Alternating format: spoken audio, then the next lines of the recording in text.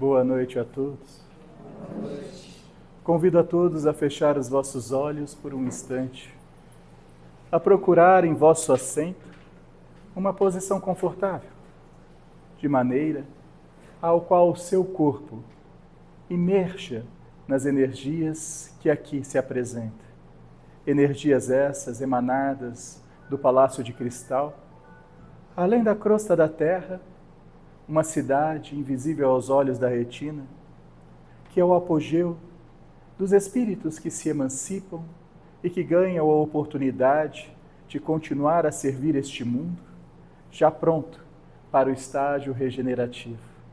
De lá, agem esses irmãos nossos com angelitude, cuidando verdadeiramente de cada um de nós que aqui na crosta se apresenta.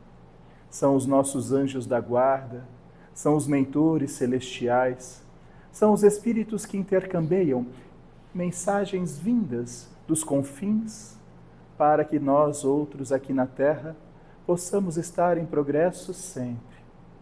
A esses irmãos abnegados, trabalhadores da luz, do nosso Criador, aqui os rendemos graças na noite de hoje. Ó amados irmãos nossos, que verdadeiros anjos operam em nosso favor e em favor deste planeta Terra.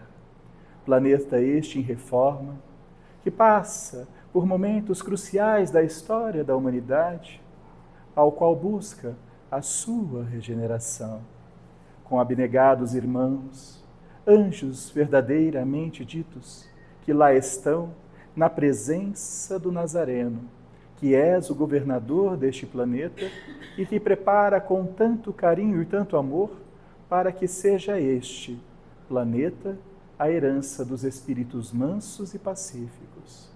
Agradecendo a cada anjo da guarda, a cada serafim que aqui se apresenta ao nosso auxílio, ao nosso amparo, juntamente com toda a espiritualidade amiga, benfazeja, que preparou o nosso encontro da noite de hoje, juntamente com os trabalhadores desta casa, porque se não fosse por eles, do âmbito da carne, o nosso encontro não seria possível. Assim como todos vós, irmãos da carne, que aqui estão, porque Deus fizestes este convite, e o teu livre-arbítrio os escutou, e aqui estão.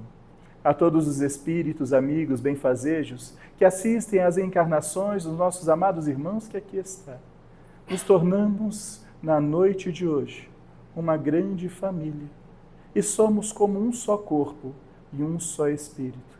Como cada partícula de água, condensada e aglomerada, se torna o oceano, na noite de hoje, cada espírito que aqui está se torna o próprio Deus vivo, que edivive em cada um de nós.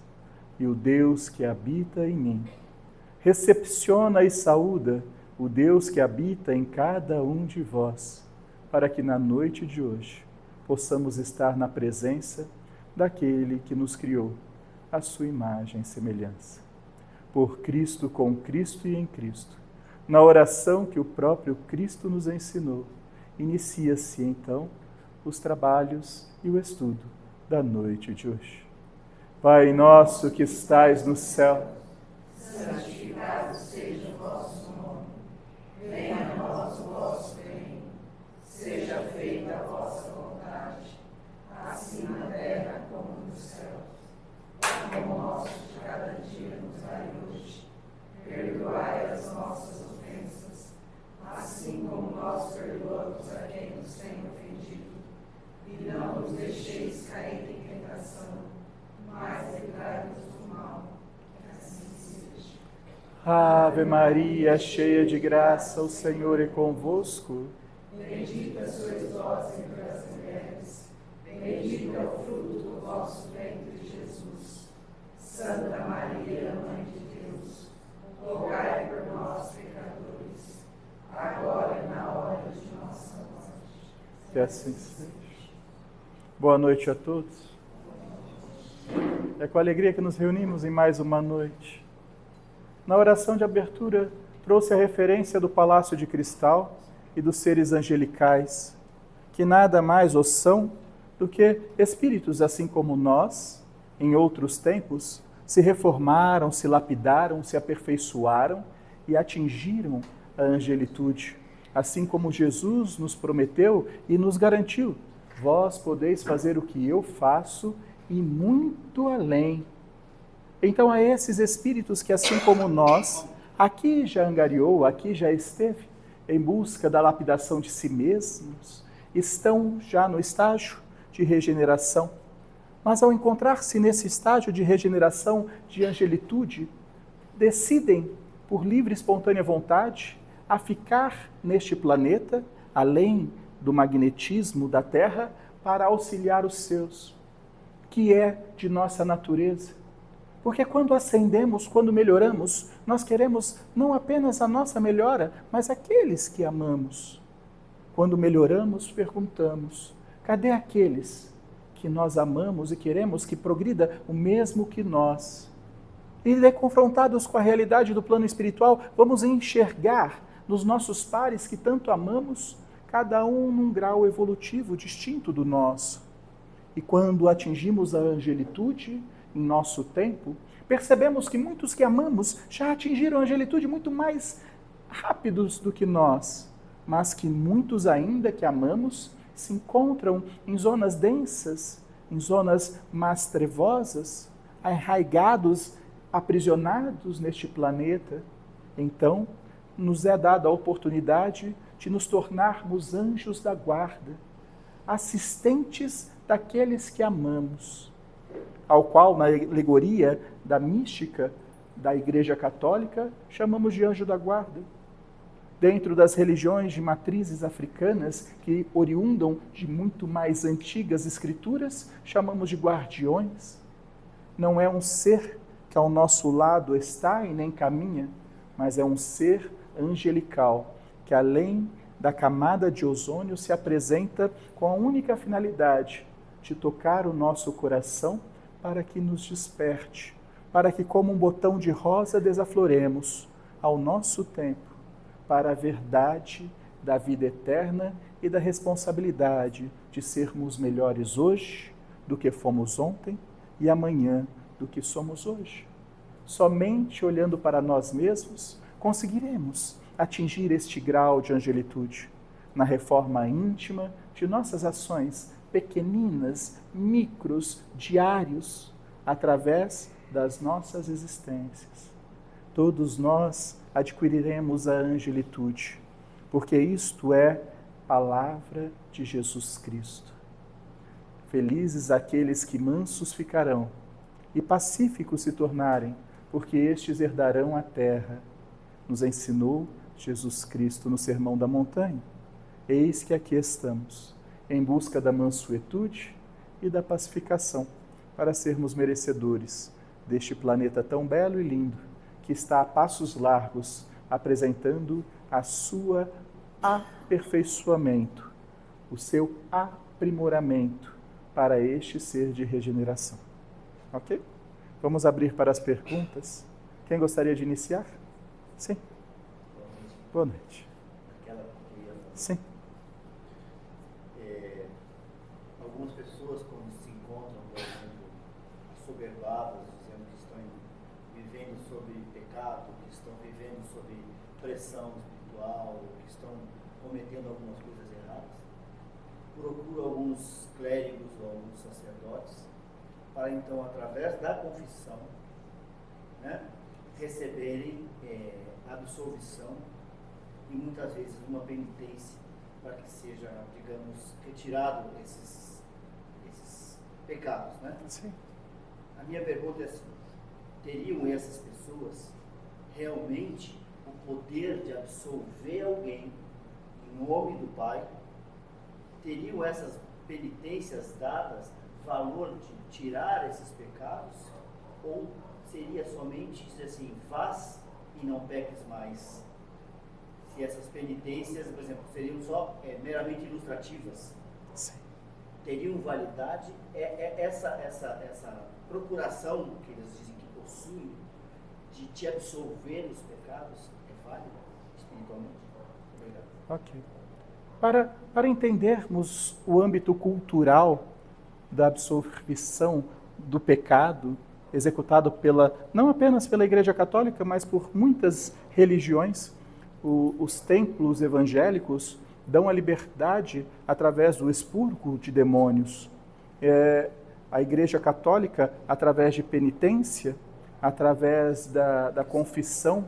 Então, cada religião trouxe o ensinamento de Jesus para aplicar culturalmente no modo tempo-espaço, ao qual no tempo de hoje já não faz mais sentido. Porque quando mergulhamos aos ensinamentos de Jesus, há 2000 anos atrás, Jesus curava e executava milagres perante aos olhos dos encarnados. Exemplo, Jesus tirou a cegueira, curou a cegueira biológica de um irmão. E disse a esse irmão e a todos que ele curou biologicamente: voltai para a sua casa, mostrai que estáis curado, procurai o seu templo e sua fé, e procurai neles o que deves fazer de oferenda, para que se cumpra a tua fé. E procures rever no seu caminho aquilo que errado fez, para que não voltes a errar. Este era Jesus. Jesus, ele não te absolvia além da crença e da fé sua. Ele te ordenava a seguir a tua crença, ao teu clérigo, à tua religiosidade, à tua fé. E o que aquele líder religioso de tua fé ordenaste, cumpristes. Porque ele sabia da lei do homem. E o que Jesus operava era milagres e cura por causa de sua envergadura moral. E hoje o Espiritismo traz à reluz que ninguém é cego de nascimento ou de percurso se não for devedor de vidas passadas. O que Jesus intervia era na lei do karma. Ele mutava a lei do karma, dando um término à lei do karma, porque ele é o maior espírito de envergadura moral já existente, vivente deste planeta. Então ele pode mudar ou pausar ou passar mais à frente a lei do karma. Somente ele. Então ele mudava a lei do karma e devolvia a visão. A cura da visão não era um milagre, e sim o próprio corpo curando a sua chaga. Isso já conversamos no outro tempo. Quando Jesus fazia isso, ele, em maneira alguma, ele desconstruiu a religião. Ele sempre induzia: ide, procurai a tua fé, e o que o templo passar a ti, faça, como a regra. Ele era apenas um servidor. Este era Jesus. Quando a Igreja Católica se funde com o Império Romano e dá origem à Igreja Católica Apostólica Romana, e assim se estende os seus tentáculos e depois subdivide para o protestantismo, traz-se com que uma simples confissão, com uma penitência, cumpra-se então o seu pecado. Isso buscamos do povo hebreu, isso buscamos do Egito Antigo, isso é literatura milenar, codificada e trazida ao pleito, para que, não podendo crer naquilo que não vejo, na figura de um homem como um emissário de Deus, possa eu ter fé. Então, volto àquilo que é sagrado, a fé. Então, quando você vai ao confessionário e a tua fé é que ali você será absolvido dos teus pecados, e volto no estudo de semana passada sobre o poder da mente no campo psicológico. Quando a minha mente está pesada, quando a minha consciência está pesada por erros que eu cometi, e eu coloco isso para fora, misturando aquilo que está me oprimindo no íntimo com a minha fé, e declaro isso a um padre, a um pastor, e recebo uma punição, psicologicamente eu destravo a minha consciência pesada. E se eu destravo psicologicamente, o meu mundo melhora, porque o meu céu e o meu inferno é um estado do meu psicológico. Não é um estado dos espíritos que andam comigo, é um estado da minha mente. Aonde está a tua mente, está o teu espírito. Então, quando eu aciono a minha fé e declaro a alguém os meus erros e recebo uma punição, para mim, no campo psicológico, aquilo está sanado. Só que isso é um engodo. Ele é de curta duração, porque não interrompe a lei do karma. Eu me alimento momentaneamente daquela penitência e acredito que estou absolvido. E quando eu acredito que estou absolvido, o meu psicológico transforma tudo em volta em melhor. Só que com o passar do tempo e não há mudança do meu íntimo, as coisas tendem a se repetir. E eu volto a cair nos mesmos erros, ao qual me torno refém do confessionário. O padrão existencial que cada encarnado deve seguir é o padrão psicológico. A psicanálise e o desbravar da mente, ela data início veme junto com o espiritismo. Se pegar Freud e Kardec, ambos startam no mesmo período da história, para que ambos, logo mais à frente, há séculos ainda, venham a se encontrar e façam uma religião acadêmica, uma religião onde a ciência e a religião vão se encontrar para dar respostas salutares, conscienciais para toda a humanidade. Estamos ainda em afastamento, mas em premissa antevejo a vocês, antes de cuidar de tua alma, cuide do teu psicológico, porque tua alma está aonde a tua mente navega. Os espíritos algozes te rodeiam segundo a frequência da tua psicologia, do teu eu íntimo. Se estás psicologicamente em depressão, quais espíritos vão aportar de ti, senão os depressivos? Se estás com pensamentos suicidas, quais espíritos estarão a portos de ti, senão os suicidas? É psicológico. Cuidai da mente. Porque o plano espiritual é muito simples. Inventemos milhões de desculpas, milhões de facetas, milhões de enredos, culturas, literaturas para explicar duas leis apenas que regem o mundo: livre-arbítrio e causa e efeito. Todas perambulam, todas circundam esta lei. Toda a literatura, toda a cultura, toda a religiosidade era muito mais simples ser traduzida sobre essa lei. Eu escolho para onde eu vou. Fruto de minha escolha terás as consequências. Simples. Se eu escolho para onde eu vou e eu mostro a vocês que o meu psicológico me coloca no céu ou no inferno e o meu psicológico define quem andas comigo, qual que é mais fácil eu falar para você?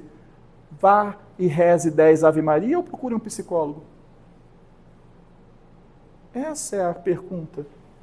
Não é rezando que se melhora, não é pagando penitência que se aprimora, não é recebendo indulgência e nem ficando de joelhos e nem se lesando fisicamente que você progride. Não é na punição, é no entendimento de si. Coloque a tua mente sã, que todo o que orbita em ti será são. Coloque a tua mente em patologia, que tudo que te orbita será patológico. A mente é o poder. Como disse a vocês na semana passada sobre as promessas. As promessas, ela é poderosa psicologicamente. É poderosíssimo. Quando aciona-se com a fé, há um poder maior. Ponto. Mas o poder da promessa é o psicológico. A confissão é o psicológico. Se eu me confessionar com o padre e acreditar que eu fui absolvido e eu crer naquilo, eu estarei absolvido. Porque quem é o juiz de nossa vida? A nossa consciência. Se eu falo para a minha consciência que eu fui absolvido e acredito pela minha fé que aquele homem é o emissário de Deus, está certo. Ele já conseguiu me ajudar. Então, se olhar por esse prisma, me coloca que um emissário de Deus, sendo ou não, conseguiu inibir um ato meu, isso já é uma caridade. Então, isso já está certo. Então, não podemos falar desdém, nem do padre, nem do pastor, nem de nenhuma religião, porque na máxima de que toda árvore que meu pai não plantou, essa se tornar estéril, será arrancada, se entender este ensinamento de Jesus, toda religião que existe seja ela com Deus punitivo, ou um Deus amoroso, com confessionário, ou com punição, com pungência, com oferenda, com dinheiro, com etc., se ela existe, é porque frutos bons dela ainda oriunda. Então, tudo está muito certo, mas o libertar do espírito, principalmente do espírita, é a questão da psicologia. É entender Freud em seu ensinamento e entender Kardec e o seu ensinamento. Juntar os dois e tomar rédeas e responsabilidades de tua jornada nas leis que regem o universo. Livre-arbítrio, causa e efeito. Todo o resto existe porque precisa existir. Em verdade, eu vos digo, se a humanidade ainda está tão perdida, é porque muitos não foram se confessar. Porque se a máxima fossem se confessar e mudasse na confissão, já estávamos melhor. Ok? Como não é uma máxima, somos livres, estamos ainda tateando. E não digo que o confessionário é libertador, é a salvação, mas o funcionário centra o seu psicológico para que você possa imergir, submergir e ver o que deves mudar ou não. É o psicológico.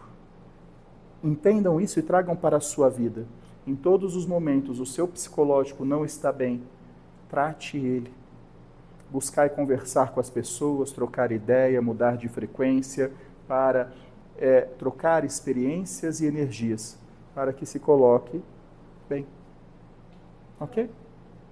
Então, eu faço terapia há uns 8 anos, mas é bem complicado, porque a gente, primeiro que em vários momentos a gente tem vontade de desistir, porque a gente não consegue achar essa resposta. Parece que quanto mais você vai, mais confuso você fica. Ok. Você faz terapia há 8 anos. Vamos usar a matemática. O teu espírito tem aproximadamente 8 bilhões de anos. A terapia, como vós conheceis hoje, tem 150 anos. Queres resolver 8 bilhões de anos em 8 anos? Lamento, não posso te enganar, mas estás no caminho. Isso prevê que a terapia até os últimos dias de sua jornada te facilitará as existências futuras com muito mais lucidez do que essa. É uma questão de matemática. Não podemos fazer com que o espiritismo, nós falamos, endeusamos o espiritismo, nossa, que doutrina linda, que salva. Não, o espiritismo é um recém-nascido. O espiritismo terá realmente uma eloquência e uma transformação daqui a 500 anos. Quando ele já for espiado, quando ele já for introduzido, quando ele tiver acertos e erros. Quando os médiuns, dentro do próprio espiritismo, acertar, errar, cair, levantar, são 150 anos. O próprio Douglas, que aqui está, é espírita segunda vida apenas. Isso porque ele morreu e já nasceu. É a segunda vida que ele tem contato com o espiritismo. A grande maioria que está em contato com o espiritismo na primeira encarnação. Ou seja, o espiritismo fará parte de cada um de vós daqui a 4, 5 existências. Lembra que disse na semana passada que o nosso inconsciente, o nosso id, ele armazena os 500 anos últimos? Ele é mais próximo? Então significa que tudo que narramos aqui a vós, além dos conhecimentos da matriz africana, que não se desassemelha tanto, é mais ou menos a mesma raiz, significa que nos próximos 500 anos o espiritismo sim terá revalia em seu eu psíquico, em seu eu espiritual. Por ora ele é um embrião, ele é algo assim como a psicanálise, assim como... É interessante porque hoje falamos de terapia com tanta facilidade. Falar de terapia 15 anos atrás. Há 15 anos você era louco. Fazia psicólogo ou terapeuta quem era louco.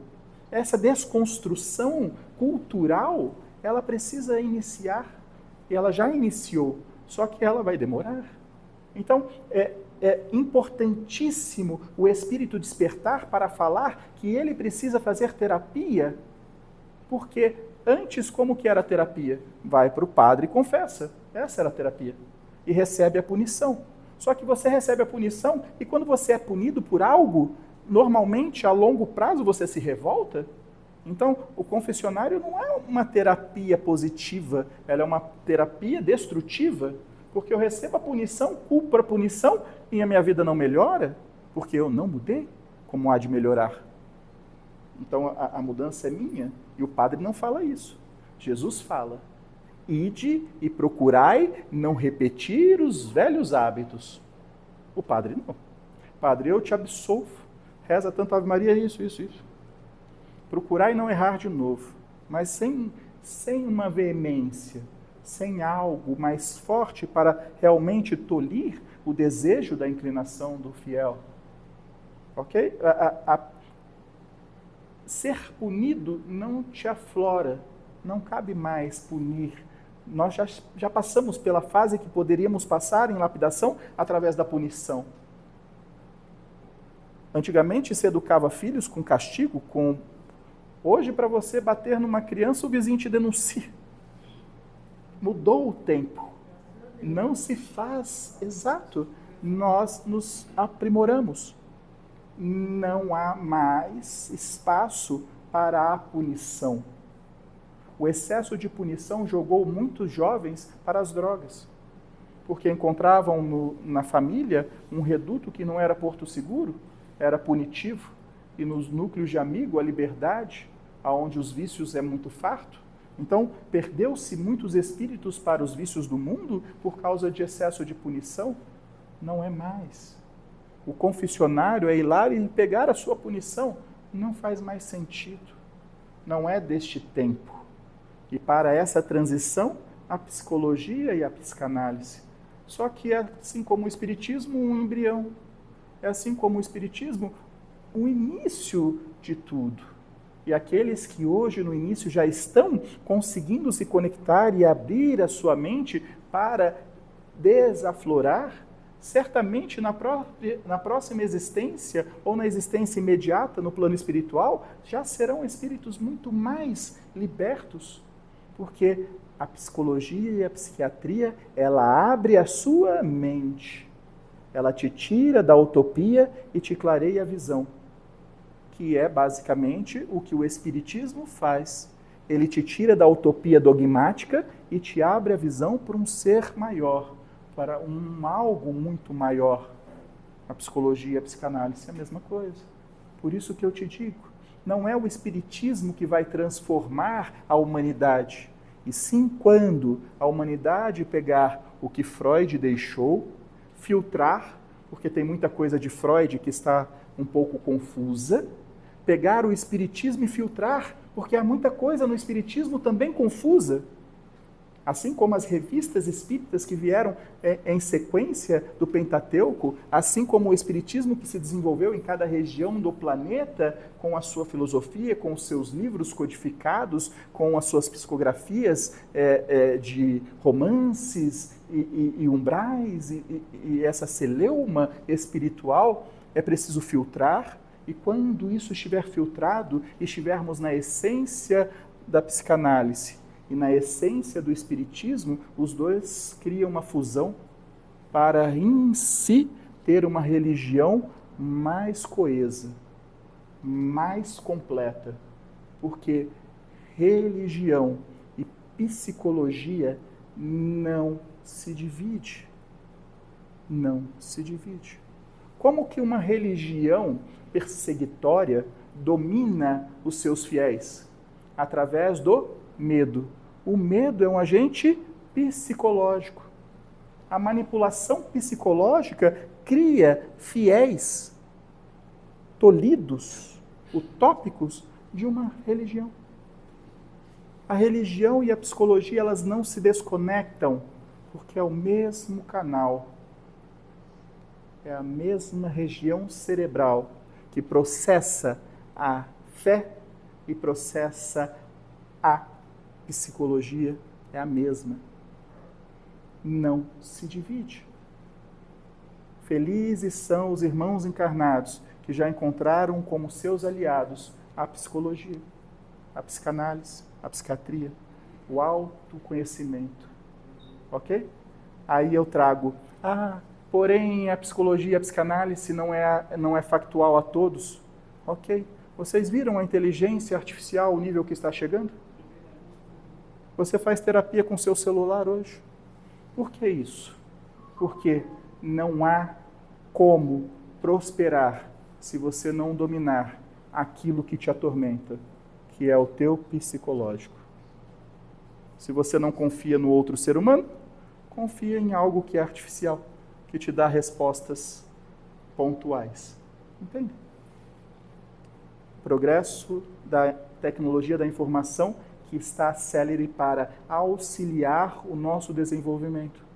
Faz muitas coisas mais, mas hoje a inteligência artificial já inibe muito mais suicídios do que qualquer outra terapia, do que qualquer outra religião. Se pegar a inteligência artificial e falar que você está querendo se matar, ela começa a aflorar vários assuntos buscando você mesmo e suas histórias para te colocar no prumo de novo, em tempo recorde. E muitas vezes sem pagar nada. Paga quem quer, mas ela é palpável e factual a todos que hoje têm um celular. Percebe? Então, nos mínimos detalhes que vocês sequer percebem, Deus está operando a grande transformação. Ok? Então, minha irmã, não são 8 anos e nem mais 18 anos. Serão mais de vidas e vidas à frente. Mas o mais importante é que nessa jornada você saiu disso para isso. Até a desconstrução e a libertação precisa estender esses 8 bilhões de anos de teu espírito para, enfim, conseguir se libertar das máculas que te hospeda para a sua, digamos assim, jornada de angelitude. Ok? Vale no dia a dia, né? A gente realmente, intuitivamente, tentar ser um pouco melhor que o dia a dia. Sim. A gente não tem acesso todos os dias ao terapeuta, a gente tem acesso a essa terapia, enfim. É o conhecimento, talvez a gratidão, aonde encontrar essa força para a gente. Na verdade, sim. Jesus ensinou: vigia e ora. Vigia e ora. E nós vamos além desse ensinamento de Jesus. Vigia os teus pensamentos, lute contra eles, não conseguindo uma vitória, se coloque a orar, porque então a oração será o teu sustento para vencer o teu pensamento. O segredo do teu aprimoramento, ou de todos nós, tanto do lado de cá quanto do lado daqui, é o controle dos seus pensamentos, que está ligado diretamente ao seu psicológico. Se você teve uma noite mal dormida, o teu psicológico está excitado, hiperexcitado. Significa que alguém te falar alguma coisa, você já está com uma frequência descompassada porque não dormiu a noite bem. Então a chance do teu psicológico ruir é maior. Por isso que a ciência diz que você precisa de 6 a 8 horas de sono no dia. Para quê? Para o corpo, não. O corpo já é provado pela ciência que ele sustenta ficar acordado até 4 ou 5 dias. Depois ele pode vir a óbito, porém ele suporta ficar acordado. Quem não suporta é o eu psicológico, que precisa de um repouso para que toda a agitação e tribulação do seu dia, o corpo repousando, você vem para o plano espiritual. O que você faz no plano espiritual? Diáloga, conversa com os seus espíritos amigos da sua família espiritual para aquietar a alma, para aquietar o espírito. Aí volta para o corpo mais sereno. Então, dormir, desdobrar para a pátria espiritual é trazer todas as atribulações do mundo para a pátria espiritual, olhar para nós ou a sua família espiritual e dizer: e agora? O que eu faço com essa carga que estou vivenciando? Senta, vamos conversar. E conversamos, mostramos de onde veio, como está, qual foi a ação, porém, retornando ao corpo, nada lhe é lembrado cognitivamente, mas sim por intuição. E você passa o dia seguinte com as intuições do que deve ou não fazer, do que deve ou não. Porém, sem a vigília dos teus pensamentos, você cai. Lembrando, um bom repouso, uma boa alimentação, exercícios físicos. Este conjunto faz com que o seu psicológico, com a questão hormonal, esteja equilibrado. Ponto. Este é o princípio. Se você tem uma vida desregrada com sono, se você tem uma vida desregrada com exercício, se você tem uma vida desregrada com a comida, com a alimentação, com aquilo que dá sustento ao teu corpo, hormonalmente você vai estar desequilibrado e o teu eu psicológico vai estar alterado. Com o eu psicológico, dificilmente você consegue chegar em algum lugar. Quando alguém está psicologicamente muito alterado, ele só faz escolhas equivocadas. Quando ele centra, quando ele medita, quando ele para e decide olhar com um olhar mais sereno, ele é mais assertivo. Voltemos ao eu psicológico. Muito mais importante do que o eu espiritual, porque o que orbita o corpo é o eu psicológico. Quem te orbita espiritualmente é o que orbita o teu eu psicológico, como tu estás. Ok? Então, Jesus ensina, vigia o teu pensamento. Se você chegou na empresa ou em qualquer lugar, você olhou para aquela pessoa e falou, nossa, bem hoje que eu não dormi bem, é a primeira pessoa que eu vejo. Aonde está a vigília? Que frase é essa? Eu não estar bem por não ter dormido, a culpa é minha, a pessoa não tem nada com isso. Então, o que você pode fazer para ser melhor? Primeiro passo. Ou você pega, fecha a cara e vai para o outro lado e ignora aquela pessoa o dia inteiro, isso é benéfico. Ou você fala, eu não quero esse pensamento, eu não quero esse pensamento. E você entra em oração assim como Jesus entrou. Senhor, afasta este cálice de mim. Depois de repetir 3 vezes a prece, Senhor, afastar esse cálice de mim, coloque no teu coração. Se é ela que me incomoda, eu preciso abraçá-la. Porque eu preciso entrar em contato com aquilo que me incomoda. Se eu não estiver pronto, vai embora. Agora, o que a gente faz? Ah, é ela? Mas o que é dela está guardado. Espera aí que eu já vou pegar ela. Você não vigiou. Se você não vigiou, você foi pelos teus instintos. Você foi pelo seu eu psicológico que estava abalado. Você foi pelas energias do dia a dia. Porque se o eu psicológico está abalado, os espíritos que estão em volta de você já querem a bagunça. Eles já estão te preparando para a batalha. Foi eles que colocou aquela pessoa para ser a primeira a você ver no seu dia, para começar a sua manhã. Então, o mais salutar é pegar o pensamento. Peguei o pensamento, opa, para, respira. Se eu não tiver condições alguma, retire a sua vida de cena. Pegue a sua vida e faça assim com ela. Quantas vezes você já atravessou a rua para não ver uma pessoa que estava vindo na calçada de cá? Faça o mesmo. Leve a tua vida para outra calçada e siga o seu dia. Mas se estiver disposto a realmente colocar em prática a mudança, o exercício é esse. Reza, Senhor, me dai força, afasta esse cálice e vai ter uma conversa cordial. Por quê? Porque vai te doer. Ah, mas serei falso. Provavelmente sim, será falso. Mas primeiro será falso, na segunda vez será falsidade, e aí, sendo falso, você vai desconstruindo a versão que você tem. Porque às vezes você faz por falsidade e você descobre uma pessoa que você não sabia que existia. Você fala até que ela é legal. Então, um ato seu, às vezes, por falsidade, para lutar contra os seus próprios instintos e uma personificação do outro, desconstrói e você vê que a pessoa não era tudo aquilo que você cristalizou para si. Então, são estas mudanças dolorosas que precisa ser feita. Diariamente. Mas, se você não pegar o pensamento vigiando, o resto vai ladeira abaixo. Vigia, pegue o pensamento, coloque água na boca e fale, Senhor, afastai de mim, eu não quero, afastai de mim, eu não quero. Aí você toma uma decisão. Ou você se afasta, ou você enfrenta. com harmonia, com gentileza. Ah, vai acertar de primeira? Não. Mas no outro dia, no outro dia, no outro dia. Um dia você vai chegar com o eu psicológico melhor, você vai estar mais hormonalmente equilibrado, vai ter se alimentado, vai estar numa rotina mais regrada das coisas. E aí vai conseguindo.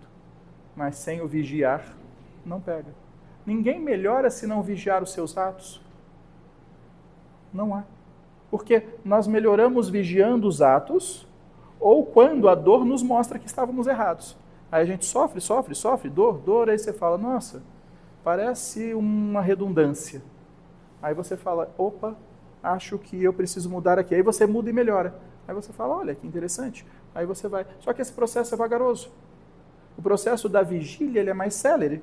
Então, quem quer progredir mais rápido, só faz o que Jesus ensinou.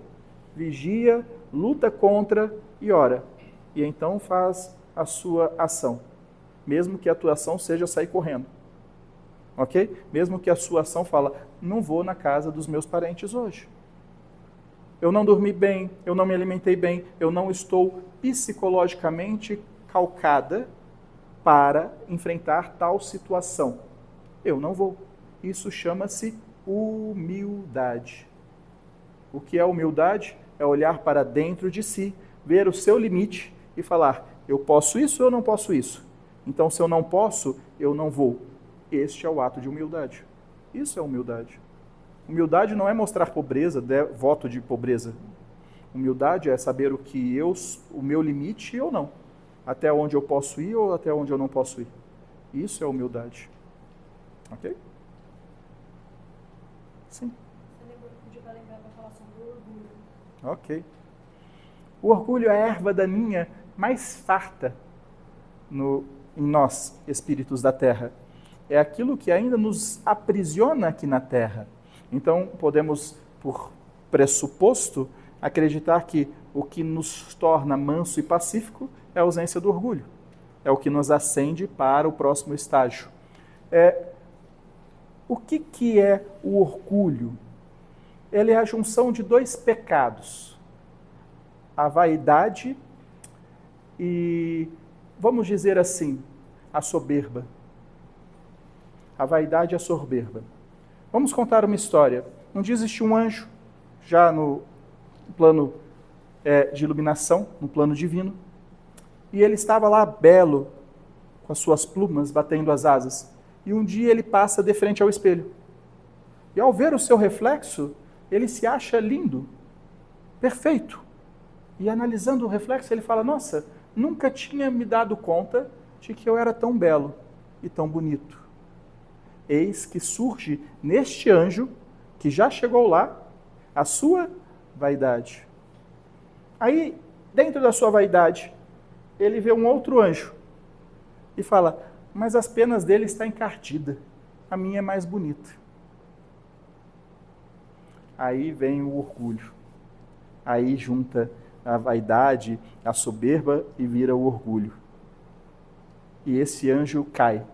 Ele vem para os primórdios do planeta primitivo, e começa tudo de novo, para se desnudar do orgulho.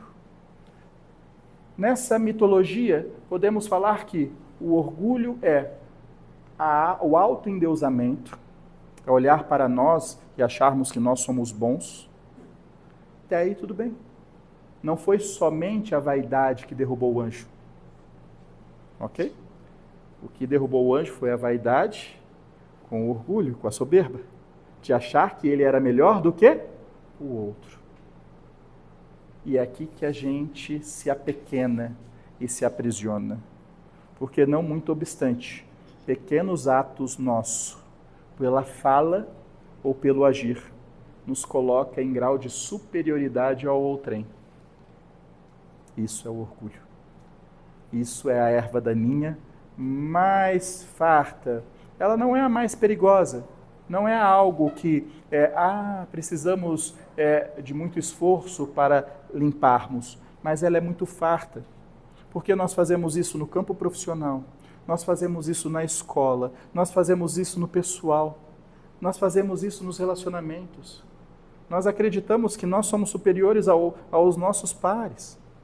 Nós acreditamos que muitos somos melhores do que os nossos irmãos de sangue. Por muito acreditamos que somos melhores do que os pais que nos deram a vida. Então, se analisarmos todos nós, encarnados e desencarnados que aqui estamos, em todo o nosso momento da vida, a nossa mente já olhou para o outro e diz assim, como pode? Por isso que não evolui. Você já fez o ato da vaidade e do orgulho. Então, se você olhar nuamente, cruamente, dentro de si, você mostra atos de orgulho diariamente, com a sua vaidade, a sua, digamos assim, soberba, diariamente. Seja profissionalmente, seja matrimonialmente, seja em todas as facetas. Está errado? Não. Porque eu digo a vocês, esta é a máxima deste planeta. Então ninguém aqui está ausente disso. Porque se não tivéssemos isso em nossas inclinações, nós não estaríamos na Terra. Percebe? Nem vocês e nem nós. Entendem isso? Então, primeiro que deve ter em campo racional é que estamos entalhados de ervas daninhas e precisamos lapidá-las. E como isso pode ser feito? Através da vigília. Como? Quando eu julgar alguém, quando eu acreditar que eu sou melhor do que alguém, falei ou pensei, vigiei. Opa, não. Se eu falei e a pessoa escutou, imediatamente eu tenho que pedir desculpas. Me perdoe, porque eu não sou ainda quem eu quero ser. E as minhas fraquezas fazem com que eu faça essas coisas. Mas eu quero te pedir perdão, porque eu preciso melhorar. E para fazer isso? Porque você vai fazer isso com quem você não gosta. Quem você gosta, você julga em silêncio. Quem você não gosta, você julga em voz alta. É assim que funciona. Se eu gosto de alguém, eu julgo aqui. Se eu não gosto, eu julgo aqui. Então, este é o orgulho. Essa erva daninha, porque ela é muito farta. Nós fazemos isso corriqueiramente durante o dia inteiro, durante bilhões e bilhões de vidas. E estamos aqui. Então, com toda a clareza, o que nos coloca limites de sermos moradores da terra é porque a nossa alma está tolhida de vaidade e de orgulho, desta soberba. Nós os temos, por isso que estamos na terra. A nossa missão é dissipar isso, lapidar isso, quebrar isso. Como que quebramos isso? Quando nos tornamos mansos e nos tornamos pacíficos. Por quê? O que é mansidão? A mansidão é quando eu olho para alguém que, mesmo que aparentemente esteja em um grau inferior ao meu, profissionalmente, intelectualmente, ou não, o meu olhar para com ela é de irmandade e não de julgo. Isso é manso. Quem é manso de coração não olha para os outros com o olhar de superioridade e nem de julgamento. Todos somos iguais. Pacífico é que quando na vida estás e alguém te subjuga, você não tem nenhum sentimento para com ele, porque a tua mente aceita ele como ele é, mas a você o dever de ser melhor. Então você se torna manso. Entenderam? Agora cada um se coloca assim, estou longe, está difícil. Mansuetude e pacificação é o estágio final de lapidação daqui. Todos nós nos tornaremos mansos e pacíficos por amor ou pela dor, invariavelmente. E das lacunas, das facetas mais fáceis é o orgulho. Vaidade, soberba, orgulho. Esse mix, esse conjunto, esse trisal de inclinações que se manifesta no orgulho é a nossa erva daninha com mais fartura, mas não é a mais perigosa e nem a mais difícil. Porém, ela é a mais farta. Ela é a mais farta. Então, praticamente, todos encarnados já vêm com ela. Todos. Dificilmente encontrarás um encarnado que na roda da vida, do nascimento ao túmulo, não terá olhado para alguém da escola e falado assim: nossa, como ele é burro, não sabe fazer essa conta. O que é isso? É um relapso de quem tu és em alma. É teu espírito orgulhoso falando: nossa, estou além dele. Percebe? Então, fazendo essa análise, você já se coloca. Ok? Exato. Por quê? É a máxima. O que nos aprisiona nesse mundo é termos essas inclinações. Se nós não tivéssemos, a gente já tinha ido embora. Já tinha ido para o outro. O que nos mantém aqui é exatamente estas inclinações. Que ela é muito farta. Então, na roda da vida, somos testados pela espada que nos ferimos ou pela espada que nos fere. Amor ou dor, amor ou dor, amor ou dor. Passamos vergonha. A vergonha é um aliado muito grande para inibir as nossas ímpias. Então, quando às vezes achamos que somos bons demais, aparece alguém melhor. Aí a gente fala: nossa, eu achei que era tão bom, é tão melhor que eu. Aí você decide se você é manso e pacífico ou se você taca pedra para derrubar ele. Aí vamos dosando. Então, este é o orgulho. Ele precisa ser vigiado, lutado e orar. Orar sempre para que afaste. Porém, ele é um processo lento e vagaroso. Ele é um pouco mais difícil, porque ele é mais vagaroso do que o trato com outro ser humano, com outra inclinação. Ele é mais lento, mas ele é ofertado diariamente. Ele é o que te oferta todos os dias. Todos os dias você tem a possibilidade de ficar quieto. Percebe isso? Diariamente você tem a possibilidade de não abrir a sua boca. Aí vem no campo mental, aí você transforma ele em vogal. Eu disse a vocês, na lei de causa e efeito, é regido aquilo que por ti é falado, não do que é pensado. Na lei, o que é falado é lançado. Se é lançado, encontrará uma barreira e voltará a você. Lei de causa e efeito, ação e reação. Se é pensado, ele é prisioneiro do teu eu cognitivo. Ele não é causa e efeito. Entende? Diariamente, para dominar o teu orgulho, a tua vaidade, a tua avareza, temos água na boca. Fazer esse exercício, então você prospera mais rápido. Não praticar esse exercício, você vai ficar aí. Mas vai chegar um momento que você vai ter que melhorar, invariavelmente. Nem se for só pela dor. Dor. Percebe? É tão interessante que, pela lei de causa e efeito, se usar a tua língua uma vida inteira em blasfemar, em acreditar que tu és superior, e de tuas palavras tecerem tantas intromissões nas vidas alheias, ao ponto de ferir pessoas, na outra vida você vem sem falar, para que a tua língua não seja o objeto do agravo de tua moral. Percebe? Lei de causa e efeito. Assim é com a visão, assim é com as faculdades das propriedades do corpo. Ok? Mas é muito farto. Mas guardem esta máxima. O teto que nos aprisiona neste planeta é o orgulho. Quando conseguirmos dissiparmos o orgulho, não tem sentido de estarmos aqui. Não faz sentido. Porque este planeta, como é, probatório, expiatório dos espíritos que têm o orgulho. Outras facetas, porém as outras é na outra. Sim. É do espírito. Essa erva daninha não é do teu corpo, é da alma. Repito, uma criança que está na primeira, segunda série, que acerta um exercício de matemática e o que o amiguinho erra, ela já se acha melhor porque acertou.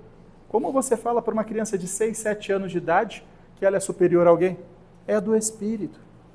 Percebe? É do espírito do ser encarnado. A mácula, as nossas inclinações, é da alma. Por isso que apesar de vigiarmos, de vez em quando a gente estoura e quase esgana alguém. Nós podemos ser bons por muito tempo, mas não o tempo todo. Por que a gente não é bom o tempo todo? Porque o nosso espírito não é bom. Se o nosso espírito fosse bonzinho, já tinha ido embora. Não tem sentido um espírito bom ficar aqui nesse ciclo de vida. Não há lógica. Já me tornei um anjo, vou ficar reencarnando. Para quê? Para mostrar os anjos, para mostrar com a minha angelitude os outros. Vide a história que contei, tu era um anjo, olhou para o espelho e se achou belo. Se estás na Terra entre esse magnetismo, você vai ser corrompido. Um espírito que emancipa, se ficar na Terra, ele erra. Ok? Digo a vocês, a imersão dos índicos e cristais que veio deste século para cá, já aconteceu há 13, 14 mil anos atrás. Maias, astecas e incas, himalaias e os egípcios. A mesma estrutura. Todos erraram. Se tornaram senhores de escravos que éramos nós. Eles vieram para nos auxiliar e nos escravizaram. Então não é porque estão melhores que ao imergirem neste planeta, são anjos. Não. Imergiu neste planeta está sobre as energias deste planeta. O único espírito que conseguiu vir a este planeta, reencarnar e manter-se ileso é Jesus. Todos os outros, praticamente, quando vieram aqui, não suportaram 2, 3 reencarnações. Antes de cair, foram retirados. Se não cai. Porque você está encarnado, absorto em todas as energias. Todas. A energia de provas e expiações. Então, não é porque você é evoluído que você não pode errar, não vai errar. Isso é do planeta. Então, se estamos aqui e conseguimos sair daqui, a gente vai. Porque se ficar, a gente erra de novo. Então, a gente é errado. Perdão? O senhor tem mais encarnações? Algumas dezenas pela frente. Não tem. O que nos faz ficar no plano espiritual é estar à procura dos nossos. Quando agruparmos aqueles que precisamos, reencarnamos em grupo. Muito provavelmente no clérigo da Igreja Católica, há séculos à frente, é o que está sendo preparado. A nossa reencarnação é no próprio seio da Igreja Católica, há séculos à frente. Para isso, precisamos resgatar muitos que estão ainda devaneando em crostas inferiores, outros em crostas superiores, e assim absoltos por muitos planetas. Então há de chegar o momento. Mas, inevitavelmente, a reencarnação faz parte.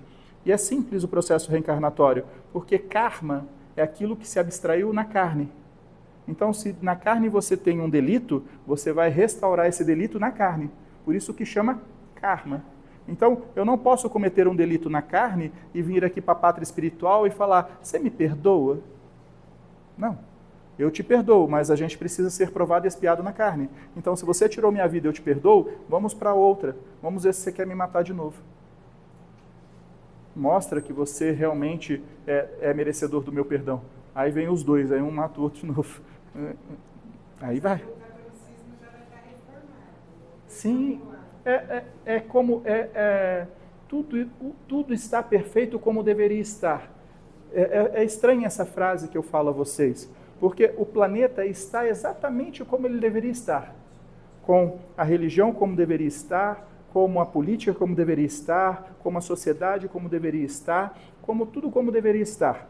Está tudo como tudo estava programado. É que as mudanças maiores, mais drásticas, elas se dão com o tempo, elas se dão com os séculos. Então, os vossos olhos não verão a mudança cultural, nem política e nem educacional do Brasil. E por que a gente se assusta tanto com essas mudanças morais que a gente tem visto aí? Porque tem tecnologia.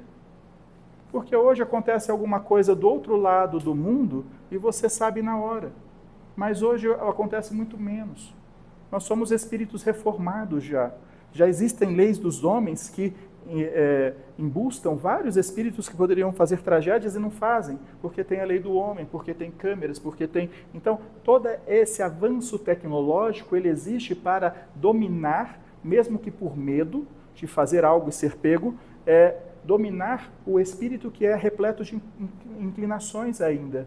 Mas, se olharmos nua e crua para a humanidade como ela está, ela é pelo menos 10, 20 vezes melhor do que há 50 anos.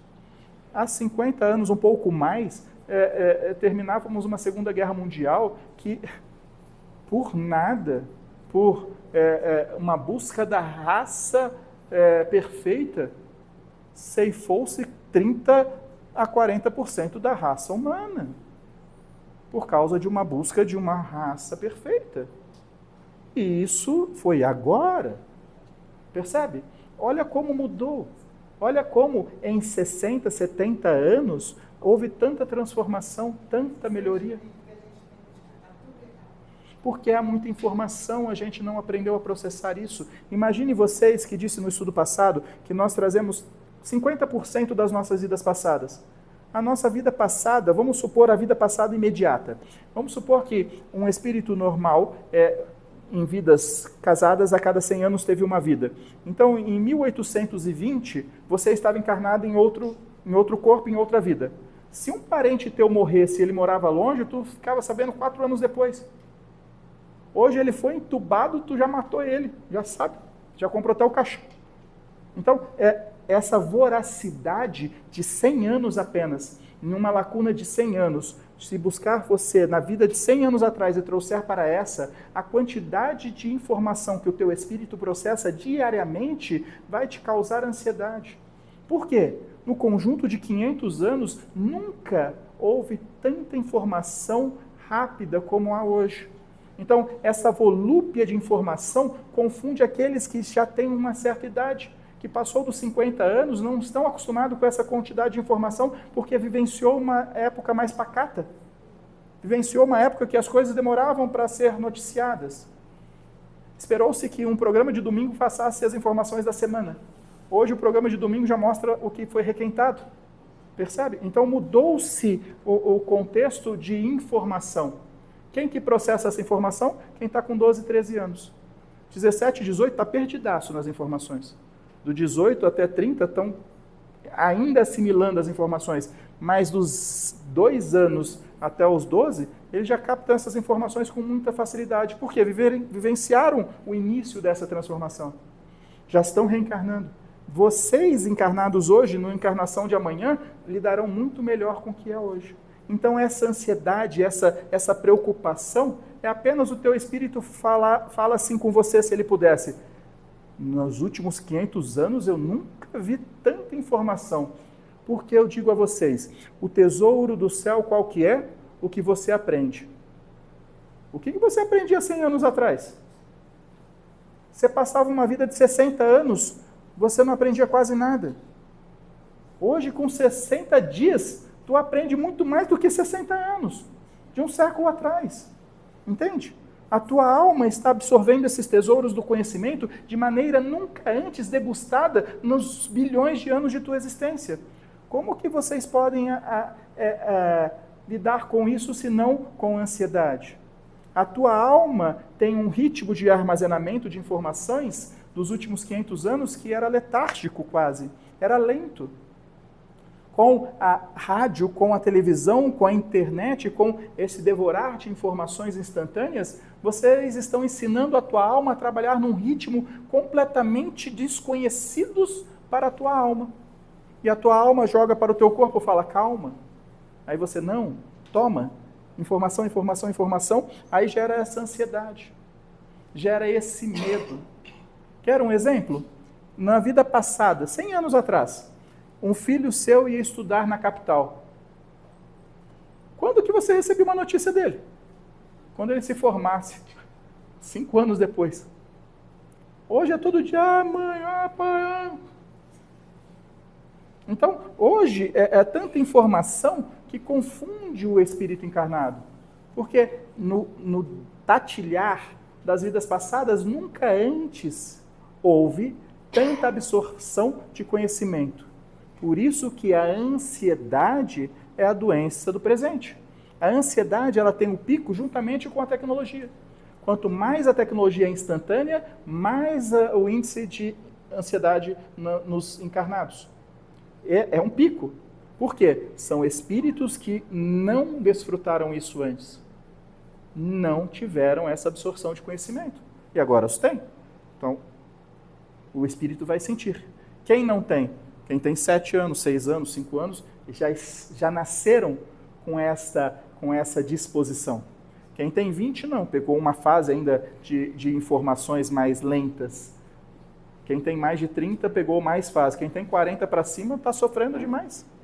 Porque 40 anos atrás, vamos voltar o Douglas, 44, vai fazer 45. Ele tomava refrigerante de domingo. E não podia escolher não, era o que tinha na mesa. Aí se reclamasse. Correto? Quem aqui com menos de 20 fez isso? Teve que esperar até domingo para tomar refrigerante. Imagina um doceiro gordinho como ele. Era uma ansiedade para tomar o refrigerante. Essa era a ansiedade de 30 anos atrás. Era esperar o domingo para tomar refrigerante. Mudou alguma coisa para hoje? Percebe? Então, esta volúpia, esta quantidade de informação só pode trazer a vós ansiedade. Trazendo a vós essa quantidade de informações sem um devido processamento e isso eu quero, isso eu não quero, isso eu quero, isso eu não quero, vai bagunçar. Ah, mas... Sim, porque é muita informação. E realmente, falastes exatamente qual é o sentimento da massa. É incapacidade. Mas não incapacidade de... É uma incapacidade de confronto. Por quê? Se eu busco o meu espírito em todas as vidas passadas, eu nunca irei encontrar algo como hoje. A tecnologia da informação acelerou tanto que ela está trazendo tanta quantidade de informação que o teu espírito nunca experimentou em nenhuma de tuas experiências passadas. Percebe? Então isso só vai se acalmar. Ah, isso não vai me acalmar? Não. 8 anos de terapia? Não. Vidas, 8 anos de vidas. Não.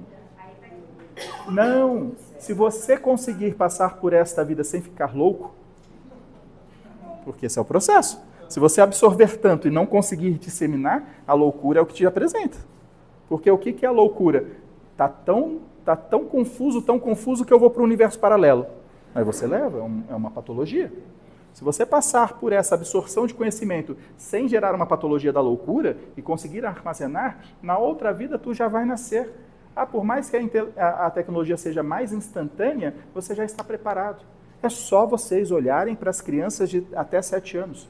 A relação com a informação é muito, muito, muito diferente. A grande maioria, tem espíritos ali, ainda estágios que vieram do umbral, estão encarnados, mas em 100, pelo menos 70 já estão acompanhando aquilo que vocês, na idade que estão, ainda não acompanham. Por quê? Já vivenciaram. Então, o segredo é, absorva. Porque se eu falo a vocês que o tesouro do céu é o conhecimento, se vocês têm a oportunidade de conhecer, traga para dentro. Devore. Se tua alma entrar em ansiedade, você falar assim, tu está preparado, segue aí. Teu disco rígido é grande. E vai. Percebe? Você só orienta e não traga tudo para dentro. Porque como a notícia ela é farta, vem de tudo. Então, isso eu quero, isso eu não quero, isso eu quero, isso eu não quero, isso eu quero, isso eu não quero. Tem pessoas hoje, por causa dessa... olha como é interessante. Uma pessoa pessimista, um espírito pessimista. O espírito ele é pessimista porque ele foi pessimista na outra vida, na outra vida, na outra vida. É um espírito pessimista. Ninguém nasce e fala assim, não, eu vou ser pessimista. Não, ele foi pessimista na outra vida, na outra vida. O pessimismo, como inclinação, é algo do espírito. Por isso que você vê crianças pessimistas, adultos pessimistas a vida inteira. Ele não se tornou pessimista, ele nasceu pessimista. Então o pessimismo é da vida passada, correto? Se o espírito já é pessimista, porque é uma herança de vidas passadas, ele começa com esse monte de informação, o que ele vai abstrair? Somente tragédia. Você conhece pessoas que só vê tragédia o dia inteiro? Você chega para falar da pessoa e ela fala assim, nossa, você viu aquele que morreu na rodovia? Aí você fala, não, me conte. Ela conta. A hora que terminou de contar, mas morreu o outro também. Mas fulano fez isso. O que orbita o teu psicológico é aquilo que tu gera. Se esse espírito é pessimista, ele trouxe para o psicológico dele apenas notícia pessimista. Orbitou espíritos pessimistas. Todo mundo que chegar perto dele, qual que vai ser a notícia? É só tragédia. Correto? Percebendo isso, a quantidade de espíritos pessimistas, as grandes redes de televisão fizeram programas sensacionalistas. Lembram disso? Correto? O que aconteceu com os programas sensacionalistas? Foram caindo. Por quê? Os novos que nasceram, já nasceram sem um pessimismo. Então ficou mais crisálido nos mais antigos. Então não gerou ibope. Então esses programas foram diminuindo até a sua aniquilação total. Percebe? Aí você fala, por que um espírito vira pessimista? Eu não tenho informação, na vida passada meu pai escolheu meu casamento, eu casei com alguém que eu não amava, passei uma vida infeliz. Eu tenho como ser positivista? Não. Ele não volta, se ele atingir o otimismo, ele não volta numa outra vida pessimista. Ele já não é certo. Se você lutar contra o pessimismo e desencarnar melhor, na outra você é melhor. Se não, não. Mas não volta ou pior. Não, ninguém volta pior. No pessimismo você volta menos pessimista. Sim. Mais ou menos assim. Mas vamos falar o que tolhe um espírito a ser pessimista. Cultura. Vamos fazer uma vida, uma regressão de uma mulher. Uma mulher de um século passado. A mulher não podia escolher com quem ela casava. Então ela nasceu, o pai escolheu o casamento dela e ela casou com alguém que ela não amava. Ela passou uma vida inteira servindo alguém que ela não amava, fazendo o que ela não amava. Correto? Tinha informação? Tinha com quem ela conversar? Não. Então ali gerou o pessimismo. Aí você volta para outra vida, a mesma história. Aí você volta para outra vida, a mesma história. A cultura dogmática religiosa gerou um monte de espíritos pessimistas sem ambição de melhorar, porque ele foi submisso, porque ele aceitou as leis da cultura do homem e estava tudo certo. Hoje não. Hoje não cabe mais. Hoje você casa com quem você quer, você casa por amor, por interesse, do jeito que for, mas você casa com quem você quiser. Ponto. Assim funciona. Então, hoje é a liberdade. Só que temos as vidas passadas. E o pessimismo veio de lá. Não tem amanhã, não tem amanhã. Eu casei com quem eu não gosto, estou aqui numa vida infeliz. Aí na outra vida foi a mesma história, na outra foi a mesma história. Quando você está nessa, você acha que vai ser tudo tragédia. Aí você não consegue aflorar. Aí nessa vida você consegue escolher com quem você casa, você recebe filhos que você gosta e vai desconstruindo, lapidando aqueles 500 anos. Aonde você vai colher isso? Na próxima. E na próxima. Certo? Exato. Se hoje nós temos uma mulher que está casada e aceita a agressão do marido, e ela aceita, como que a gente pode entender? Porque isso é muito ilógico para todos. Quando mergulhamos na vida passada, ela apanhou, na outra ela apanhou, na outra ela apanhou, e para ela aquilo é uma normalidade. Então é preciso a sociedade chacoalhar ela, falar, olha, isso não é a normalidade. Você não pode aceitar esta agressão. Já foi-se o tempo onde a lei do homem e a lei da religião protegia o homem. Hoje nem a lei do homem, e nem quase todas as religiões, ainda tem religião que permite, aceita esses agravos morais, essas agressões espirituais. Aí a gente julga. Aí cai naquilo. A gente julga. Como é que pode? Ou seja, nós já nos colocamos em grau de superioridade àquela. Se eu não aceito, é porque eu sou superior. E nós esquecemos de ver o que tange ao espírito. Mas nós, como espíritas, como espíritos, como seres da raça humana, precisamos fechar os nossos olhos? Não. Precisamos tentar abrir os olhos dela. Mas, lentamente. Porque o despertar é dela. Esse despertar é particular de cada um. Percebe? Mas sim, é pelas vidas passadas que alguém se submete por muito à agressividade, a um relacionamento fadado ao fracasso, a uma submissão, a algumas variáveis de relacionamentos que não cabe mais. Mas nesta vida, a tecnologia da informação coloca tudo. Então hoje, se um vizinho escuta o vizinho agredindo a esposa, ele grava, ele filma, ele chama a polícia, então isso se transforma notório rapidamente. E pela vergonha o homem se inibe. Então, esta é a beleza da tecnologia da informação. É fazer com que esta voracidade tecnológica iniba as almas deletoras. As almas ainda que estão em grau de exacerbação muito aguda. Sim, em todas as facetas. Na política ainda quem, mas... Sim, é que depois quem ergueu? Eu ia falar, é a mesma coisa do sentimento de culpa que a gente carrega. Tem a vida dos espíritos ou não, né? Porque a gente apronta e tem culpa ou também. O sentimento de culpa mais é desta vida mesmo. Porque a tal da consciência. O juiz de nossas ações é a nossa consciência. Quando ela pesa, ela traz no nosso sensor cognitivo, quando a consciência pesa, é a culpa. Então, quando a minha consciência é pesada, nós não falamos assim, nossa, eu estou com a consciência pesada. Não, nós falamos assim, nossa, eu estou me sentindo culpado. Então, o sentir-se culpado é a verbalização da consciência pesada.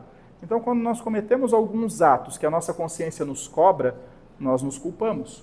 Então, o sentimento de culpa é a amostra que temos para percebermos que aquilo nós precisamos reverter, nós precisamos mudar. Então, a culpa é aquilo que nos mostra aonde nós devemos deixar de fazer aqueles atos e seguir. Ok? Então toda vez que eu me sentir culpado, eu preciso reformular atos? Em suma seria, mas és livre para seguir o trajeto. Consequência, cada ação tua tem uma consequência. Se a consciência pesa e você não faz nada, logo à frente tem a consequência. Então, quando chegar a consequência, só não reclama. É isso que eu digo. Nós não falamos assim para vocês, olha, não erre mais, não erre mais, não erre mais. Nós falamos, a vida é empírica. Acerto e erro, acerto e erro, acerto e erro. Quando errar e saber que está errando, está tudo certo, só não reclama. Eu vivo falando isso para o Douglas. O Douglas fala, acho que eu errei. Eu falei, não, está tudo certo, Douglas. Só que quando chegar a consequência, não reclama. Saiba de onde vem. Se você chegou à consequência e você não reclamar, você resolve. Chegou a consequência, vamos enfrentar a consequência, vamos ver o que vai acontecer, assume o que tem que assumir, pronto, e segue em frente. A vida é dinâmica, não vai estagnar por causa da consequência de ato nenhum. A vida segue, ela é dinâmica, então só não reclame. Então, quando a consciência pesa, não é de vidas passadas. Não tem por que pesar a consciência de algo que tu fez na outra vida. Não está mais naquele imbróglio, tem tantos outros agora. Então, a consciência, a culpa é o sentimento da consciência pesada, isso no teor psicológico, fazendo com que você pare e reflita. Fala, nossa, isso estou me sentindo culpado. Então, se eu estou me sentindo culpado, eu preciso rever atos meus. Eu revejo ou não revejo, não tem problema. Só que se chegar a consequência dos meus atos, em frente, vai em frente. A vida não vai acabar porque chegou a consequência. Vai ter que ter solução e segue em frente. Ok? Hoje, na hora do almoço, passou uma criança de 3 anos de idade, que ela conhece todas as letras, todas as cores. Ele vai falando, ele vai escrevendo, sabe, conhece os números, tudo. E ele ainda fala em outra língua. Sim. Ele já é dessa nova. Não, que vem, já é mais evoluído. Na verdade, não há mais evolução. Ele não é um espírito mais evoluído. Ele vai sofrer mais. Não, vamos lá. Não existe um espírito mais inteligente do que o outro. Porque o que é a inteligência se não um acúmulo de conhecimento? Correto? Alguém discorda disso? Você é inteligente quando você acumula conhecimento. Correto? Então, se você começar a aprender soma, subtração, divisão e multiplicação, você aprende, você vai aprender a fazer aquilo. Agora, imagine você aprender a fazer a matemática em todas as vidas que você já viveu. Ou seja, teu espírito sabe de cor e salteada a tabuada. Não precisa bater na sua mãozinha para você lembrar ou não. Não faz mais isso hoje, correto? O Douglas pegou essa fase? Não. Ele já foi um privilegiado. A tabuada, todos vós sabem isso. O que difere um espírito vir com um teor cognitivo maior do que o outro é a sua missão. Porque inteligência, conhecimento é do espírito. Todos vocês sabem matemática, a língua nativa, outras línguas. Se vocês nascerem em outra pátria, vocês tiveram outras línguas. A língua nativa está aí. Volto para os 500 anos. Se em 500 anos você reencarnou no Brasil, você só vai aprender a falar português. Porque as outras línguas nativas ficou muito tempo para trás. E para você buscar essa informação, ela está muito longe. Então você tem mais dificuldades. Se em 500 anos você reencarnou na Inglaterra, na França, na Espanha, em Portugal na China, e veio para essa, aí está aqui no Brasil. Se você aprende língua portuguesa aqui e for estudar mandarim, você terá facilidade. Se você for estudar inglês, terá facilidade. Se você for estudar aqui atrás o francês, terá mais dificuldade. Mas se você for estudar o árabe, não vai aprender. Você já falou o árabe. A mãe ia falando, quando ela terminava o alfabeto, ele já sabia tudo. Exato. E assim, de repente, ele começou a rezar, em russo. Exato. Então deve ser... Exato. Olha só. Se você tem 5 encarnações e 5 idiomas e nasce agora e vem com uma missão de usar toda essa bagagem cognitiva que você tem, você vai falar 5 idiomas com muita facilidade. Por isso que é muito comum você fazer uma árvore de vidas passadas, quantos idiomas a pessoa fala com fluidez. Então o Douglas Malemar fala o português, então tem 500 anos que ele está por aqui. Correto? Então, se você tem outra língua com facilidade, nesses 500 anos você navegou nas outras línguas. Se você tem 3 línguas com fluidez, nessas 5 vidas você falou 5 idiomas. Se você tem 5, em 500 anos você nasceu 1 em cada idioma. Aí quem tem mais? Em 500 anos nasceu 10 vezes. Aí você tem mais línguas. Mas os últimos 500 anos define muito de quem tu és agora. Entende? Ficou 500 anos no umbral. Malemar vai falar a língua nativa. Porque lá você nem falava.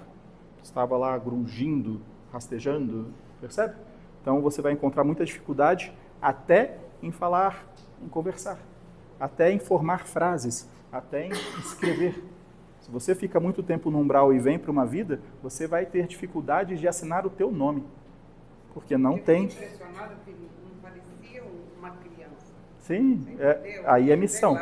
Porque o véu do esquecimento cerceia tudo isso daqui. Ele falava de uma forma e fazia de uma forma que não era próprio de uma criança de 3 anos. A única coisa que... não, ele veio com o desvendar por missão. Ninguém vem com desvendar sem ser missão. É um missionário para alguma coisa. É o que a gente chama de gênios.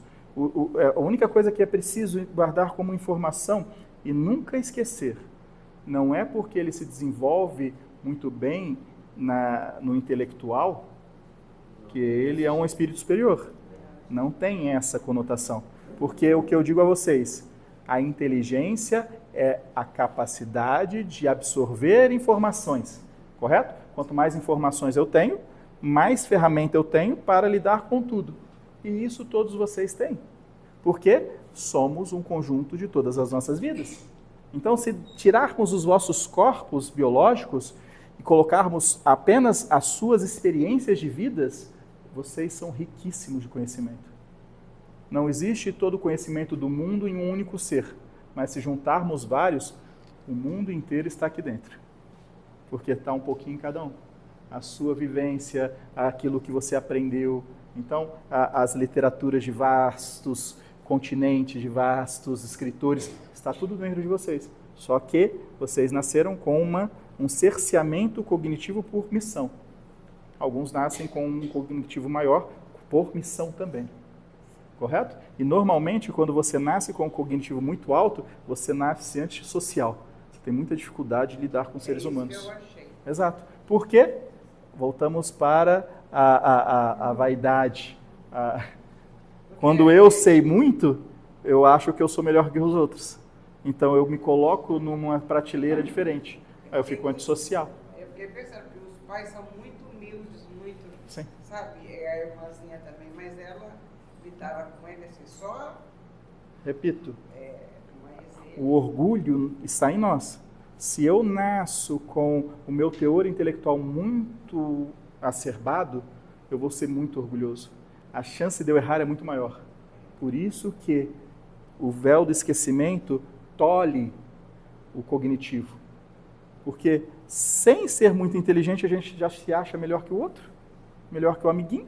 Imagina se me der inteligência. Eu vou ser um Deus. Então, a inteligência, ela está dentro de vocês. Todos. Se tirarmos o véu do esquecimento, todos vocês são muito inteligentes. Porque a inteligência é o acúmulo de conhecimento. E todo o conhecimento do mundo está armazenado dentro das vossas almas. Então, tirou o véu do esquecimento, acessou 10.000 anos.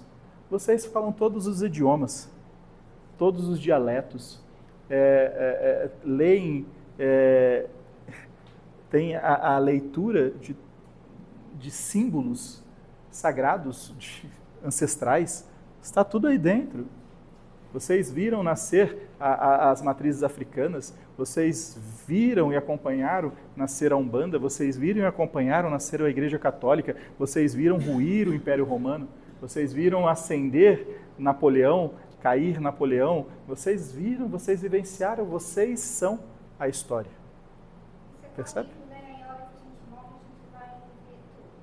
Não necessariamente, a gente vai por partes. Se vê tudo, a gente fica meio louco. Então a gente vai vendo por partes, acessa por etapas. Se você morrer e crer, você morreu, parte para o plano espiritual e desvenda toda a tua vida, você cai chorando. Não é bom. Porque você fala, nossa, eu tive tanto e não consegui nada ainda. Então a abertura das vidas passadas começa, fica preso nessa, sai dessa, vai na última, aí aciona a penúltima, a antepenúltima, e assim gradualmente, sem dolo, para o teu cognitivo, para o teu psicológico, para que então você tenha uma plenitude. Para que vocês possam ter uma ideia, já estou há alguns séculos sem reencarnar, eu não consigo ir além de 2.000 anos. Eu consigo acionar facilmente a minha vida perante ao Cristo, mas retornar além Cristo ainda me é muito dificultoso. Sim, mas é só para que vocês possam ter ideia. Nós já estamos há 7, 8 séculos no plano espiritual sem ter um corpo e não acionamos muito além do que 2.000 anos. Porque não podemos acionar algo que nos traga dolo. Nós acionamos algo que é aquilo que nos traga a emergência de reformularmos, de repatriarmos algo. Mas não o mero acaso. Não, quero saber da minha vida de 3.000 anos. Deixa eu consultar. Não é isso. Se por consultar vidas passadas te trouxer um dolo para o presente, não lhe é permitido. Isso é uma dádiva divina. Nem para vós da carne e nem para nós do Espírito. E nem vocês no Espírito também. Quando se trata de um gênio, por exemplo, da pintura, Picasso, também é uma memória, um aprendizado de várias vidas nesta arte. Exato. Um pintor é um pintor de várias vidas. Um musicista é um musicista de várias vidas. Um engenheiro é um engenheiro de várias vidas. Um professor é um professor de várias vidas. Um bombeiro, a tua profissão, aquela que tu faz por amor, é a tua herança. Por que eu falo por amor? Porque o mundo capitalista, ele trouxe a urgência do dinheiro. Então hoje são muitos médicos que não têm o dom da medicina, mas os fazem por questões monetárias. E está tudo certo, porque se ele não tinha o dom, agora que ele cative o dom, para que o dom seja e perpetue para sempre. Porque se ele fizer bom uso, esse será o dom dele, porque essa é a máxima. Certa feita, um médico estava com muitas dificuldades, um estudante de medicina estava com muita dificuldade de se formar. Ele estava realmente não conseguindo passar nas provas. E ele tinha a cognição muito aguçada. É um espírito que teve um acesso a muito conteúdo intelectual. Então ele é muito inteligente nesta vida, porque usufruiu da vida passada. E ele não conseguia se formar. E ele não sabia por quê. E eu disse a ele, porque tu escolhestes a medicina ao qual não era o teu dom. Tu estás na profissão errada, mas estás na profissão que tu escolhestes. Então honre-a. Tire este limite de ti. Procure a profissão que realmente te faz carícia ao coração, que era ser artista, no caso era músico, e a família dele falou que músico não dava dinheiro, que isso era promíscuo, uma família bem arcaica, bem atemporal, e ele escolheu medicina porque a família ordenou, e ele não era feliz. Então o cérebro dele se auto-boicotava. Ele chegava para fazer a prova e inconscientemente ele errava, porque não era o que ele queria. E ali nós mostramos para ele que ele era músico, que ele era um artista, mas que nesta vida ele escolheu esta profissão. Então não significa que foi uma escolha errada, mas significa que é algo novo. E tudo que é novo assusta, mas que era para ele persistir e dar continuidade, porque a vida iria trazer a arte e a ciência da medicina para que ele fosse feliz, mas que ele deveria concretizar. Por quê? Psicologicamente, o maior ensinamento que nós, espíritos, podemos passar a vocês é: o que você começar, você termina. Porque se você começa alguma coisa na tua vida e não termina, você bagunça a tua casa mental, porque o teu corpo é feito para concretizar os sonhos. Se você inicia um livro e não termina, se você inicia uma leitura e não termina, se você inicia algo e não termina, você está levando o não término para a normalidade de tua alma e você vai estagnar, porque nós somos feitos para concretizar e não para idealizar. A nossa alma é feita para atingir a concretização, que é a nossa perfeição, segundo aquilo que fomos criados, a imagem e semelhança do Pai. Sem concretizar não chegaremos. Então, pequenos atos de começar e não terminar, nós estamos tolhindo as capacidades cognitivas e morais que temos para sermos melhores. Se começamos e não terminamos, nós nunca melhoraremos. Nós vamos ficar patinando. Então, muitos dos atendimentos que fazemos, nós vemos que o espírito começa e não termina. A vida não prospera, porque você ensinou o teu cérebro que pode começar, mas que não é preciso terminar. Termine e doa quem doeu, porque se começou, termine. Se você ordena o teu cérebro a terminar o que começa, doa quem doer, então você vai começar a fazer escolhas melhores. Percebe? Se eu ensino meu cérebro que eu posso começar tudo, e na mínima dificuldade eu desisto, eu estou trazendo a ele a normativa disso. Ou seja, você não prospera, porque ninguém prospera sem terminar o que começou. Seja uma faculdade, seja um estudo, seja um livro, seja um diálogo, seja qualquer coisa que você, por teu instinto, por tua vontade, iniciou, termine. Mesmo que sofras, mas termine. Porque aí você traz a normativa ao cérebro de que você começa, você termina. Se você faz isso, você vai terminar na ascensão, na evolução. Se eu não faço isso, eu vou evoluir para onde? Se nada que eu começo, eu termino. Então, a grande mudança do paradigma do progresso é: comecei e termino. Ah, mas eu tenho que terminar esse livro? Tem. Porque você começou. Então, você termina. O que vai fazer? Ah, vai ser chato. Então, escolha melhor o próximo título. Então, você vai começar a fazer escolhas melhores. Fazendo escolhas melhores, você vai ser mais feliz. Porque a infelicidade é a incapacidade de fazer escolhas boas. E a capacidade de escolher coisas erradas. Ah, tem o dedo podre. Ah, você escolhe. Percebe? E se você doutrina o teu cérebro para que tudo para você está bom, é assim que funciona. Ok? Concretizando o caso, o menino se formou em medicina, começou, fez todo o seu aprimoramento, terminou. Hoje ele é músico e médico. Ele alegra as festas dos amigos e faz a medicina. Ok? Então ele conseguiu acionar o termo. Hoje ele canta, toca violão nas festas dos amigos e é médico. Alegra a família, alegra ele e vai iniciando uma nova profissão. Que na outra vida já terá ela como essência. Então, se a medicina está nessa, na outra, ele querer ser médico vai ser muito mais fácil. Ok? Quando a gente, sobre a leitura, né, de línguas que a gente não conhece, mas o nosso espírito conhece. Quando a gente lê um livro de uma língua que a gente não entende, isso agrega aquele conhecimento para o nosso espírito? Ao espírito, sim. Porém, quando nós lemos algo, ou vemos algo de uma língua que desconhecemos, nós podemos buscar tradutores ou, dentro da nossa cognição, lermos até um pouco, seja do inglês ou seja do árabe, alguma coisa que já fez menção da nossa alma.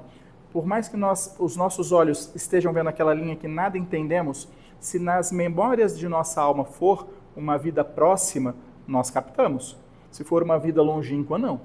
Os 500 anos últimos têm muita presença. Exemplo, se eu pegar um livro árabe agora e o Douglas começar a ler, é nada com nada. Nem para ele e nem para a alma. Porque a alma funciona como um computador. O que é memória mais perto, está armazenado mais perto. Se tem que buscar fazer uma consulta maior, vai demorar muito tempo. E ninguém vai ficar horas acionando o espírito para ler um parágrafo, correto? Mas se a vida última ele teve o árabe, na penúltima teve o árabe, ele pode pegar um livro, mesmo sem ter entrado em contato com o árabe, e ali identificar conhecimento. Mas aí a alma introduzindo. O ser encarnado ele tem uma limitação que é o véu do esquecimento. Normalmente ele consegue decifrar aquilo que ele se capacitou. Então, se você tem nas suas vidas passadas o árabe como uma língua nativa, você tem que ter o teu esforço de aprender o árabe agora para ter facilidade de ler, porque você precisa do esforço. Se for só consulta da alma, não vale. Você tem que se esforçar, você tem que aflorar este teu conhecimento. Para ler e introduzir, é muito importante o conhecimento da vida presente. Quanto mais conhecimento você tiver da língua, da vida presente, mais fácil de absorver na alma. Se você ler e quiser que a alma absorva, ela absorve, mas vai para um espaço-tempo que você não vai utilizar em nada. Então, você pode pegar um livro em outra língua, tentar ler, tentar abstrair. Se você traduzir e ler com a língua nativa de hoje, e aquele livro você já leu em árabe, vai fazer todo sentido. Aí é uma questão de sentido. Mas para aprendizado, você só aprende aquilo que você aprendeu nessa vida. Você armazena segundo a tua cognição de agora. No estudo de línguas, eu tento, às vezes, aprender. E aconteceu um caso muito curioso, que uma vez, nessa de estudar e de ler coisas de outras línguas, me deparei com um texto de sueco, língua a qual eu nunca tive contato. Sim. Eu li e eu entendi 100% daquele texto, porque eu não conhecia aquele linguajar. E eu coloquei no tradutor e era exatamente o que eu entendi, mas eu não sabia o que era nenhuma palavra. Sim. Isso mostra que em alguma vida passada eu posso ter contato com essa língua. Nos últimos 500 anos, sim. Não é longe. É aquilo que eu te falei. Se essa língua nativa você vivenciou nos últimos 500 anos, você vai ter essa facilidade. Se for muito antiga, não. Muito antiga, não. E, repito, é pequeno trecho, não é... Se você pegar um livro, você não vai entender nada. São pequenos trechos, são mensagens que já fora vida vivenciada e está próximo. Os últimos 500 anos têm muita relevância na vida presente. Passou de 500 anos, começa a ficar muito longe e a tua alma não capta. É difícil acesso a essas informações. Ok? Vamos encerrar para podermos ter o abraço hoje? Pode apagar as luzes.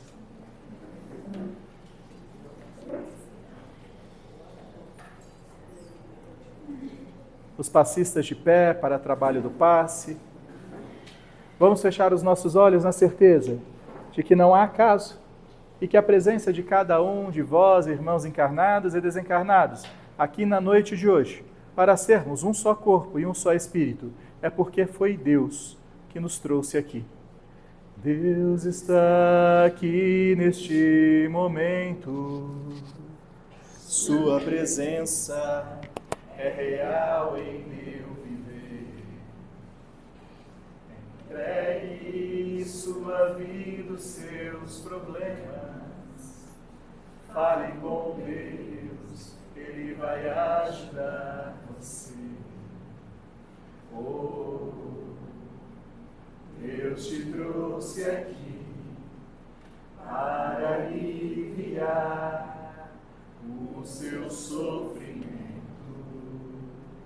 Oh, é Ele o autor da fé, do princípio ao fim, em todos os seus tormentos.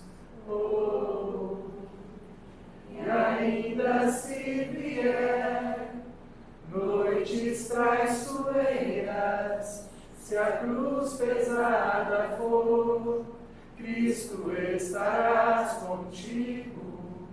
O mundo pode até fazer você chorar, mas Deus te quer sorrindo.